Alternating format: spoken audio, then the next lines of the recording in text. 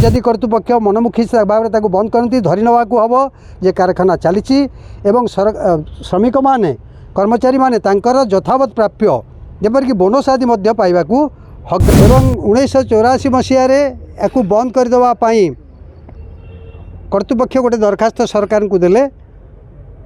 एटा limited farm हेतु permission दरकार पड़ा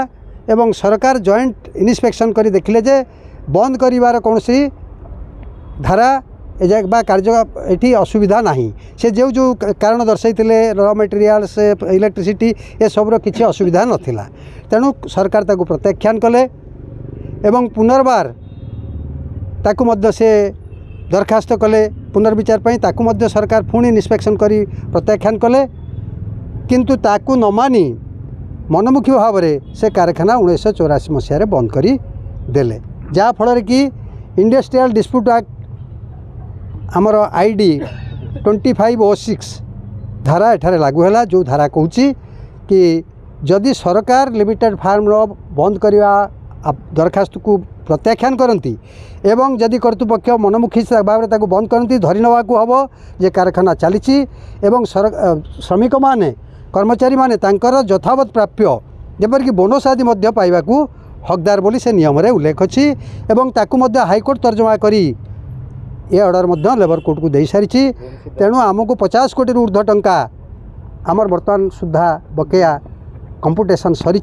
आहरी 50 कोटी ऊर्ध्व टंका बकेया बाकी रही जो मान को आम मात्र 150 लोकंर ये कार्य करूँ आहरी आम कंपुटेशन करने को जाऊँ आमर Odisha textile and steels employees union सभापति भाव में कार्य करुँ एम्प्लॉइज यूनियन टी मोर स्वर्गत पिता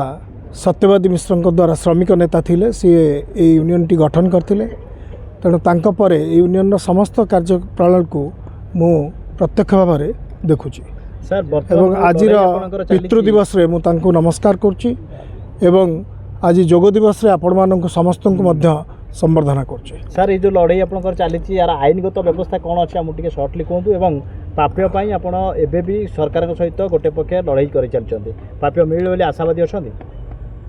संपूर्ण भाव आशावादी अच्छु प्राप्य निश्चित भाव में मिल कहीं जेहेतु सत्यमेव जयते आम जिते कहूचे से आमर विभिन्न कोर्ट रे विभिन्न प्रकार केस चली एवं जस्टिस नायडू जिते थिले सेतबेले से 2506 रे जो ऑर्डर कर दी जाइचंती सेतरे से संपूर्ण भाव लिखिचंती जे ए फैक्ट्री आज पर्यंत मध्य चालुची एवं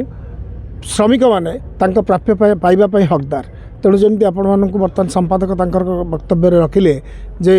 आमर सर्टिफिकेट प्रोसीडिंग मध्य बहुत जल्दी सेटल हम एवं ये प्रॉपर्टी अटैच श्रमिक माने तांकर प्राप्य निश्चित भाव में पाइबे।